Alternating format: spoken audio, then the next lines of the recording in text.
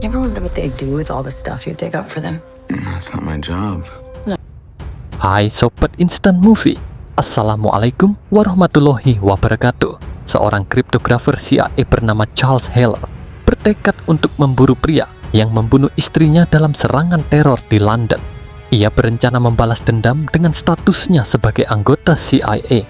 Namun, balas dendam tersebut tidak disetujui oleh senior Heller. Merasa tidak dihargai, Heller kemudian memeras agensinya demi mendapat senjata dan perlengkapan untuk operasi lapangan. Heller menggunakan kemampuan inteligensinya sebagai senjata utama dalam misi pribadi tersebut. Mau tahu nggak bagaimana keseruan ceritanya dari film ini? Jadi nggak perlu lama-lama bareng saya, Bang Izul. Oke, let's review this movie.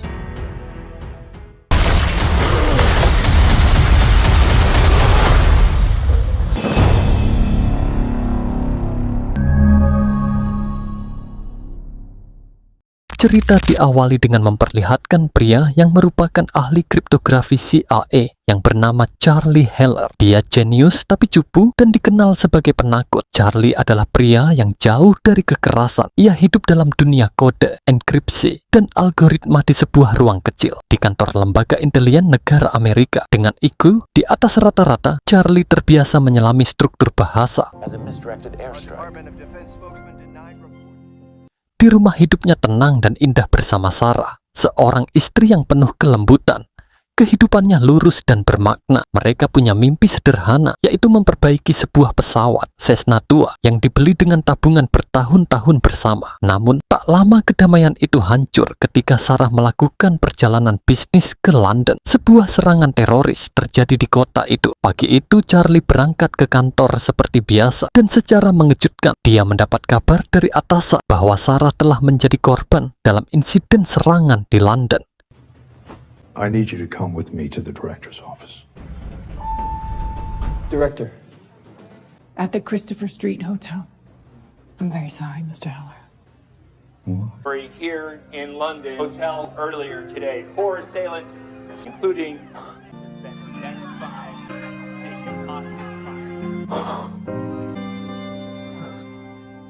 Hari itu, Charlie langsung pulang dan tak pernah tahu bagaimana caranya untuk sejenak tenang. Di rumah ia melihat berita bahwa pihak CIA bergerak cepat. Mereka menyatakan insiden itu sebagai kolateral atau bencana yang terjadi dan tak bisa dihindari. Tak ada penyelidikan mendalam, tak ada nama-nama yang diungkap, dan tentu saja tak ada balas dendam. Tapi Charlie enggak tinggal diam. Dia mencari jalan dengan keahliannya untuk mengungkap siapakah pelakunya dan menemukan sesuatu yang tak sesuai. Dalam sistem sandi internal negara yang ia kelola, ia mulai mengidentifikasi pola komunikasi yang seharusnya tak ada. File yang mengarah pada operasi drone rahasia di Timur Tengah dan satu kode lokasi yang sejalan dengan keberadaan kelompok yang mengklaim serangan di London. Disitulah kecurigaannya lahir. Dia menduga bahwa CIA sebenarnya tahu siapa pelaku serangan, tapi memilih bungkam. Charlie mencoba menunjukkan temuannya ke atasannya, tapi tanggapan yang ia terima cukup mengecewakan, bahkan mencurigakan. Kepala Deputi Direktur CIA yang bernama Moore dan analis senior bernama Caleb menyatakan tidak cukup bukti jika mendeklarasikan nama pelaku hanya dengan sebuah nama yang didapat dari hasil kriptografi. Mereka menyuruh Charlie kembali ke tugasnya, mengubur duka, dan biarkan para petinggi yang menanganinya. CCTV and the audio to give us a 360.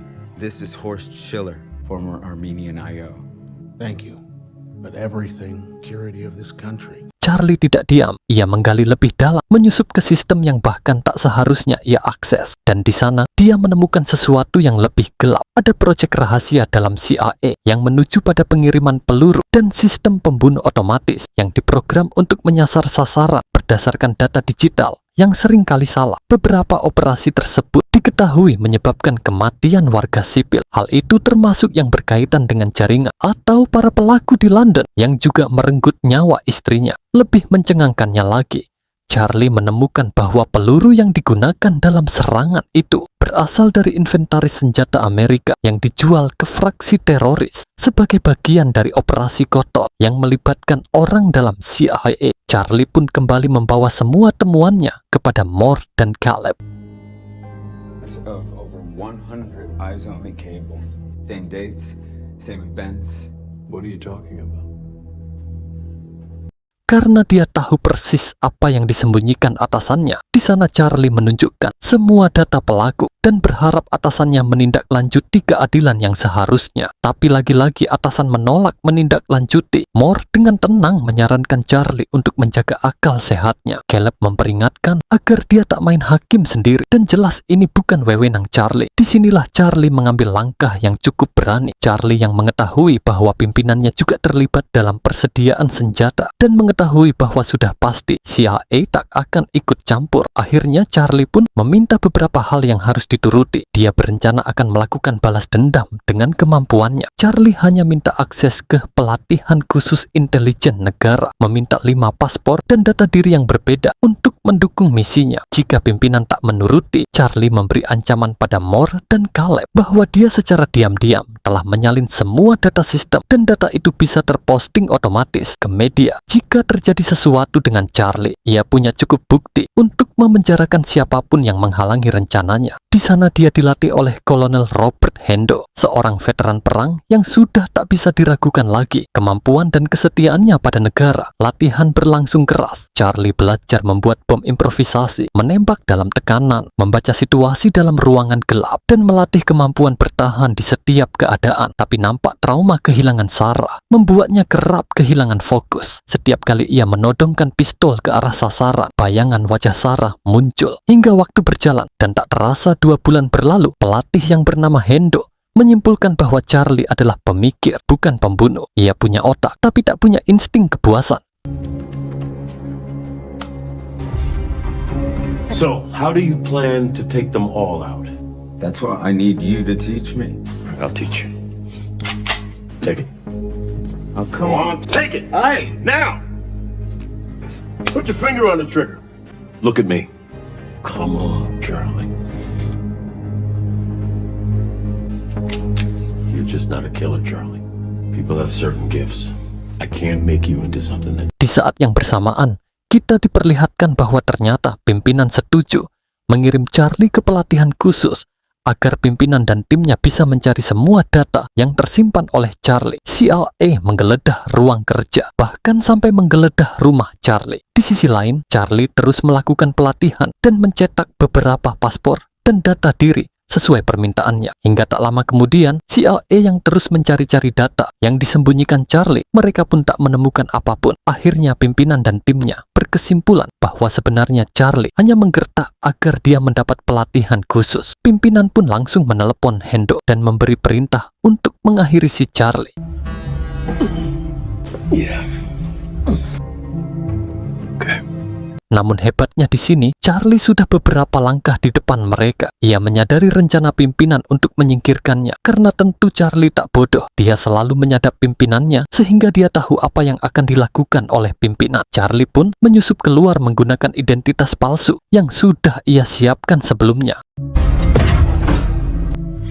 He's gone? He's got a bag full of passports. Maybe y'all misjudged this individual?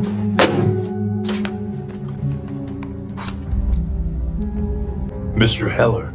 Bugging a CIA officer is treason. Langkah balas dendamnya dimulai dari dalam apartemen kecil di Brooklyn. Charlie sengaja datang ke sana karena dia telah mempelajari semua data terkait orang-orang yang terlibat dalam kasus di London. Ia mulai merakit peta digital, menyusun titik-titik kontak, dan menautkan ponsel seorang wanita ke dalam laptopnya. Wanita itu bernama Marwan, seorang mantan agen yang kini menjadi penghubung senjata di Eropa Timur sekaligus tokoh bayangan dalam transaksi senjata yang bocor. Setelah mendapat lokasi di laptopnya, Charlie terus mengikuti dan mengamati setiap pergerakan Marwan. Charlie mencoba menyusup ke apartemennya, tapi dia tak mendapat petunjuk apapun yang bisa mengarahkan di mana lokasi penembak yang telah menghabisi istrinya. Akhirnya, kini tiba di suatu hari di mana Marwan sedang menjalani tes kesehatan di rumah sakit. Tesnya tes yang kayak gini guys, sebuah tes yang dimasukkan ruangan kedap berlapis kaca. Tiba-tiba saat proses pengetesan, komputer yang sedang dioperasikan dokter mati. Dokter pun langsung mengeceknya keluar, dan di saat itulah Charlie masuk ke sana dan menyamar sebagai dokter. Di sana dia memaksa Marwan agar memberitahu di mana lokasi si pembunuh dengan memberikan penyiksaan.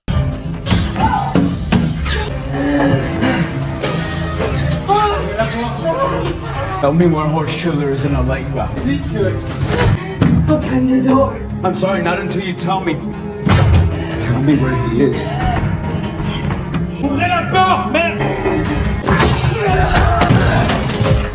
Tapi balik lagi sebelum pergi, Charlie yang orangnya nggak tegaan malah melepas Marwan dari ruangan kaca. Sedikit perkelahian pun terjadi dan pada saat Charlie mengejar, tiba-tiba si Marwan ketabrak mobil.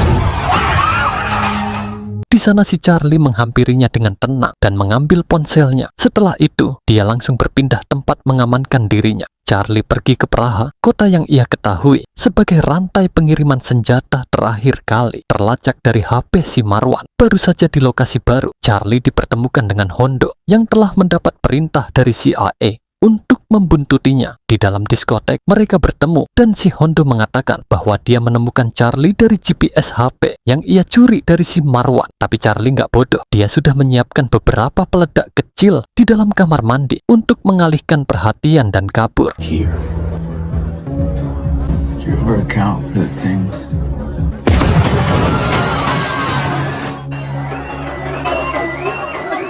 Mengetahui semuanya mungkin tak aman, Charlie mulai bergerak diam-diam. Ia menyuap satu mantan intel lokal untuk membantunya dalam misi. Intel yang akan membantunya adalah seorang wanita yang ternyata mantan suami dari seorang agen CIA yang dikhianati dan dibiarkan mati dalam penugasan. Wanita itu bernama Kualin. Pada malam harinya, Charlie dan Kalualin langsung mencari data di mana keberadaan para sindikat yang ia buru menggunakan data yang ada di dalam HP Marwan. Mereka meretas seluruh kamera di kota dan mendapati seorang pria bernama Blessing yang juga terhubung dalam insiden London sedang berada di hotel. Karena mengetahui hampir di setiap malam Blessing berada di hotel itu dan berenang di sebuah kolam kaca yang tergantung di atas, Charlie merencanakan sebuah hal cerdas. Dia meretas data dari insinyur pembangunan gedung dan mempelajari susunan kolam renang kaca. 120 centimeters in total, weighing 150 tons of water. Setelah itu, dia menghitung semua dengan rumus dan mempersiapkan sebuah alat detonator yang berfungsi untuk menekan dekompresi udara yang terperangkap di antara dua lapis kaca. Setelah semuanya siap, pada malam harinya Charlie langsung datang ke hotel dengan bantuan Kualin yang mengawasi semua CCTV dari rumah. Aksi pun dilancarkan.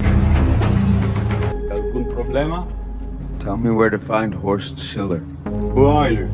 This is a joke, I don't get it. This is a remote that controls a device that if I trigger it, the glass will shatter. So tell me where he is.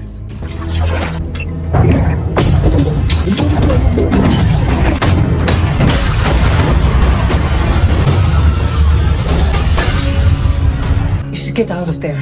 Setelah itu, ternyata ada si Hondo yang diam-diam juga mengikuti Charlie. Tapi dengan bantuan Kualin yang mengakses CCTV, Charlie pun bisa dengan mudah pergi dari sana, menghindari si Hondo. Tapi nggak sesimpel itu. Charlie pintar dan tentu CIA juga pintar. CIA berhasil menemukan lokasi persembunyian Charlie dan Kualin dan tak lama langsung menyergapnya pada malam hari. Karena mereka sempat melihat dari CCTV, mereka berdua pun kabur lewat pintu belakang dan menaiki sebuah mobil. Tapi dalam kejar-kejaran yang terjadi, nampak si Kualin yang ternyata tertembak. You okay?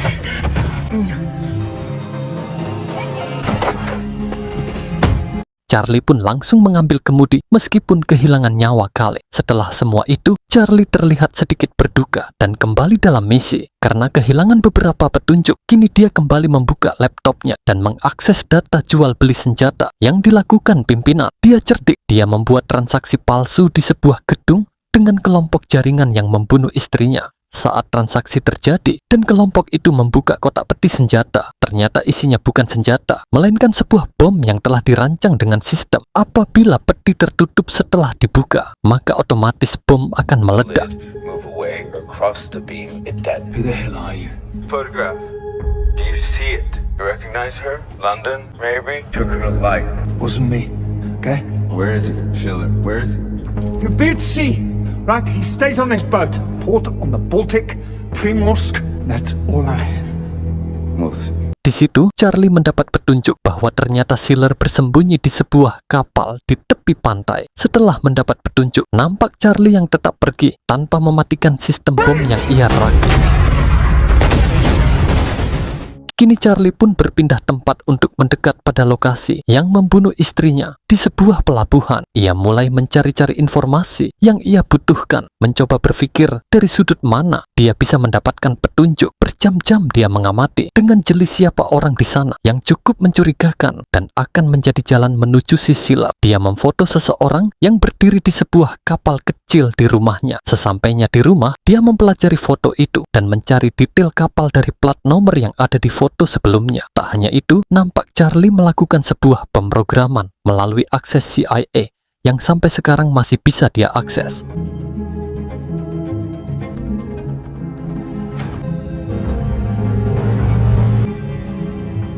Setelahnya Charlie kembali ke pelabuhan dan kembali mengamati. Namun tiba-tiba ada seseorang yang memukul Charlie dari belakang hingga dia tak sadarkan diri.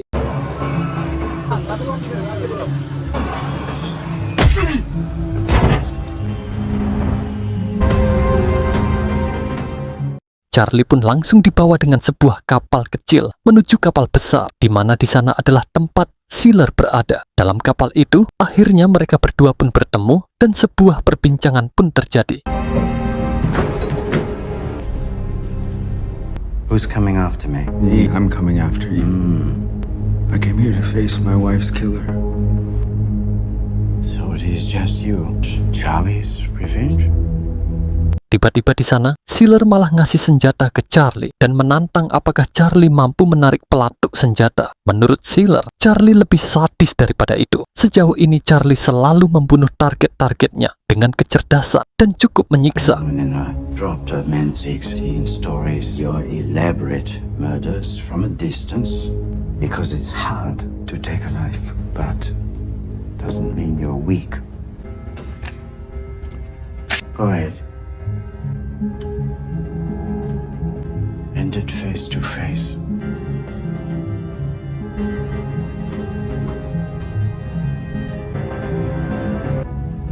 There it is. Charlie pun tak menarik pelatuknya, tapi dia melakukan hal yang lebih besar. Dia bukan hanya ingin membunuh si Sealer, tapi juga ingin menyiksa dengan caranya sendiri. Ternyata tadi pas Charlie mengakses data CIA, hal itu bertujuan untuk membaca dan menyuntikkan sistem pilot digital kepada server kapal dari jarak jauh. Sistem itu bisa dikendalikan dari jarak jauh menggunakan sistem GPS. You invited me in, and my watch, so I'm the transmitter. British Navy gave them this location.